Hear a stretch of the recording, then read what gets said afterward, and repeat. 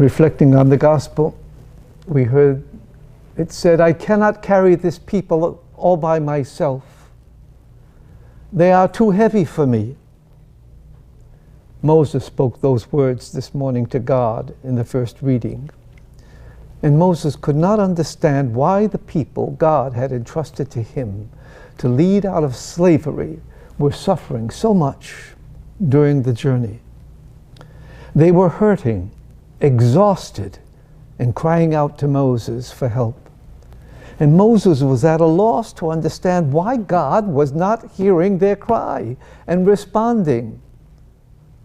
Well, this reality is one that many of us have also experienced at one time or another in our lives. A week ago, I spoke with a father who was devastated by the death of his 40-year-old daughter. He could not come to terms with his loss. He was not angry at God. He just could not understand why this could happen and was unable to cope. A Jewish father and author struggled with the premature death of his son and ended up writing a book entitled "Why Bad Things Happen to Good People." What do you say? How do you respond when you come face to face with the pain and anguish that afflicts so many people?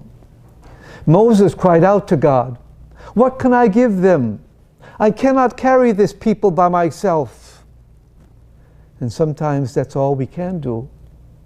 Listen with compassion, allow the hurting person to share their grief, affirm them, and entrust them in prayer to the care of God. This was the action of Jesus today in the gospel when he learned of the death of his friend John the Baptist. Jesus withdrew to a deserted place to be by himself and to pray.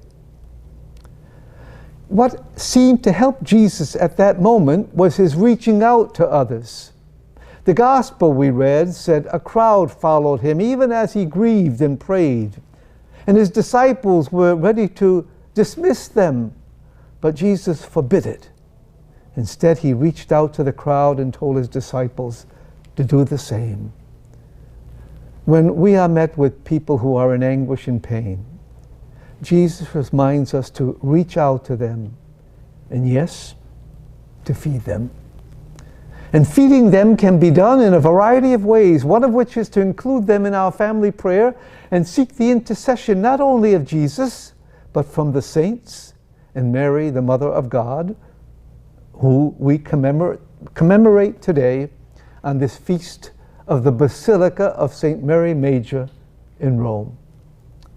In the 4th century, a church council formally declared Mary to be the mother of Jesus. An original church dedicated to Mary was restored and rededicated and named the Basilica of St. Mary Major. Major because it would become the largest and grandest of all the churches dedicated to Mary in Rome and throughout the world.